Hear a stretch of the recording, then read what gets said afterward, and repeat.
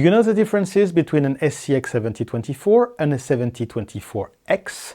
X? If you give me 5 minutes, I will tell you everything. Let's start with a quick overview of the ACX7024. It's an Ethernet router that has been released in mid-2022. 1RU, a pizza box, offering a mix of 24 SFP interfaces and 4 ports QSFP28 for 100 gigabit Ethernet. It's a hardened device, categorized as high temp. That means it supports temperatures from -40 to +65 Celsius.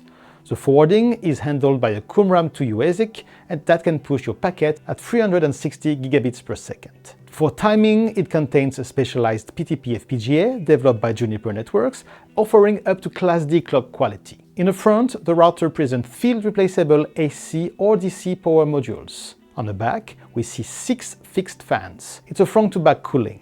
One last word on ACX7024. The architecture is very simple, with SFP and QSFP optical cages directly connected to the packet forwarding engines, without any intermediate PHY.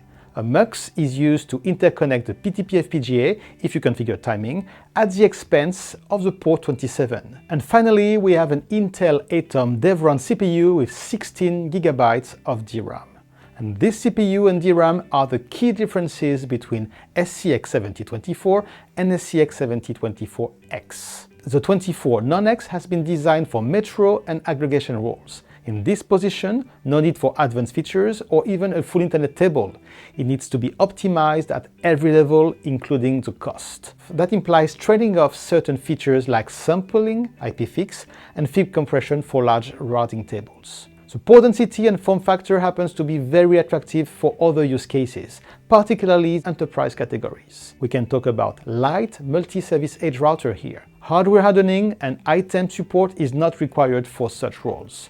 But in the other hand, we expect to support the features like sampling and potentially full V4 and V6 internet tables. That's the motivations behind the release of an ACX7024X that only differs from its predecessor at the CPU and DRAM level. Same port density and forwarding capability, same ASIC, but a more powerful CPU with 8 core at 2.4 GHz and 64 GB of memory. With this new control plane, we can operate now in commercial C-temp environments. On ACX7024X, we support 4 different MDB profiles. If you are not familiar with this concept of MDB profile, I would invite you to watch this video, or here. By default, it will boot up in lean edge mode, and in this example here, we have a full internet view received from an eBGP peer. That's almost 1 million V4 entries and more than 200,000 V6. In my lab, it's of course an ideal case, since I have a single BGP neighbor. But still, you can see the compression in action, with a ratio of 83% for V4 and 73% for V6. To avoid any confusion, that means we reduced more than 5 times the V4 table and almost 4 times the V6. It's a pretty efficient mechanism. In terms of resource occupation, that's my app ID 12 here, with 212K V4 and 66K V6 entries.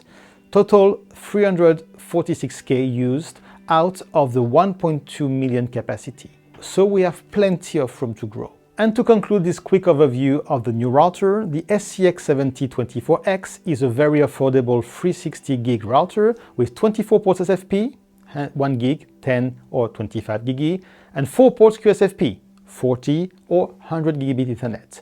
PTP Class D capable and with a large DRAM space for CPU-intensive features. If you need more details, take a look at the TechPost article coming with this video. And of course, don't hesitate to contact us if you have any question. See you in the next one.